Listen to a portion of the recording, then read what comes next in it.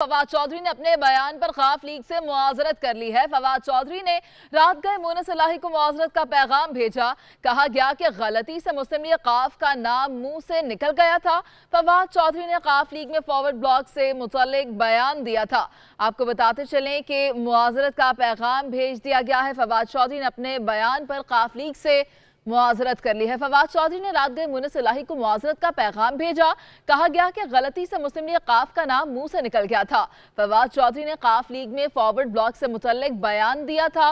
उनकी जानिब से आप जो है वो मुआजरत की गई है, इसी पर बात करेंगे। हमारे साथ मौजूद हैं सीनियर तज्जियाकार जुल्फ़िकार राहत साहब।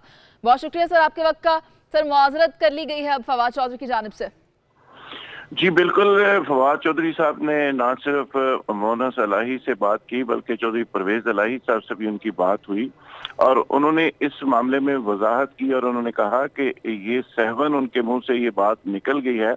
पीटीआई मुस्लिम लीग कायदे आजम के साथ जो उनके दरीना मरासम है, जो इत्तेहाद है, उसको बड़ी कदर और इज्जत की निगाह से देखती है और लिहाजा मेरी इस सहवन गलती को गलती ही समझा जाए।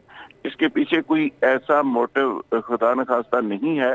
जिसके बाद चौधरी बरादरान ने भी बड़े खुले दिल के साथ उन्होंने कहा कि नहीं, यकीनन हम ये समझ रहे हैं कि पीटीआई और काफ लीग का इत्तेहाद जो है वो बड़े अच्छे अंदाज से आगे बढ़ रहा है, तो हमें यकीन है कि ऐसे ही हुआ होगा। उनकी उस वजाहत को सरेदस्त मेरी इतला के मुताबिक एक्सेप्ट कर लिया गया है और इसमें कोई ऐसी दोनों पार्टीज के अंदर कोई दराड़ वाली बात नहीं है। ठीक है सर, तो क्या दूसरी जानिब से इस पर रद्द-ए-अमल सामने आया है अभी तक?